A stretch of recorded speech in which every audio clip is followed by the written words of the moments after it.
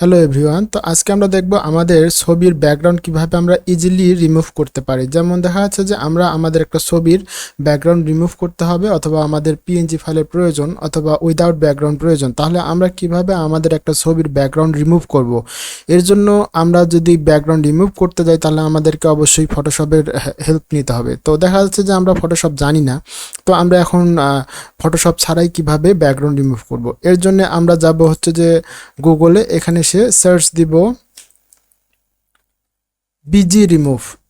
Search দেওয়ার পর প্রথমে দেখেন যে remove background from image for free. তো এখান থেকে আপনি চাইলে ব্যাকগ্রাউন্ড রিমুভ করতে পারেন ফ্রি। তো এখানে আমরা কিভাবে আমরা ব্যাকগ্রাউন্ড রিমুভ করব চলুন দেখা যাক। তো এই ওয়েবসাইটে ক্লিক করলাম। ক্লিক করার পর এখানে দেখেন এখানে দেখা যাচ্ছে remove image background 100% automatically and free. এটা আমরা কিভাবে ছবির ব্যাকগ্রাউন্ড রিমুভ করব ফ্রি। তো চলুন আমরা একটু ট্রাই করে দেখি। তো এর জন্য আপলোড ইমেজে ক্লিক করলাম। ক্লিক করার পর আমরা ডেস্কটপ থেকে আমি 3টা ইমেজ নামায় রাখছি। তো প্রথমে আমি প্রথম ইমেজটা দেই।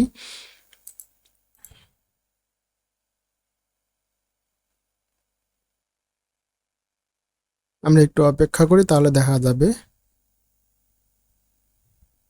এই যে আমাদের ছবির ব্যাকগ্রাউন্ড রিমুভ হয়ে গেছে। আমরা এখান থেকে ডাউনলোড করব। ডাউনলোড এখান থেকে প্রিভিউ ফ্রি এটাতে ক্লিক দিব।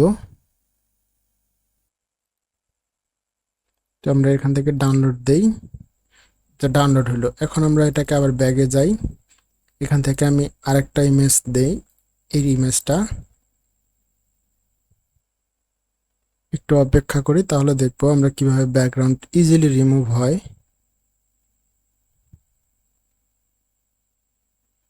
এটা হয়ে গেছে। আমি এখান থেকে ডাউনলোড দিলাম ফ্রি। এরপর আবার আমরা ব্যাগে যাই। এখান থেকে আমরা আরেকটা ইমেজ নিলাম, এটাকে আমরা দিলাম। একটু অপেক্ষা করি।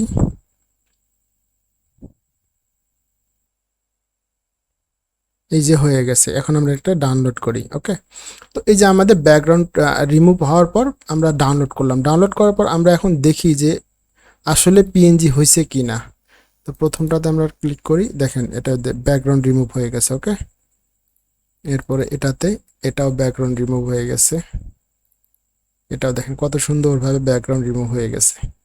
তো বন্ধুরা, আপনারা চাইলে এইভাবে সুন্দরভাবে ফ্রি আপনাদের ছবির ব্যাকগ্রাউন্ডগুলো রিমুভ করে আপনারা আপনাদের ওয়েবসাইটের প্রোডাক্ট অথবা আপনার নিজের ছবি অথবা যে কারো ছবি আপনি ব্যাকগ্রাউন্ড রিমুভ করে আপনার পার্সোনাল কাজে ব্যবহার করতে পারেন।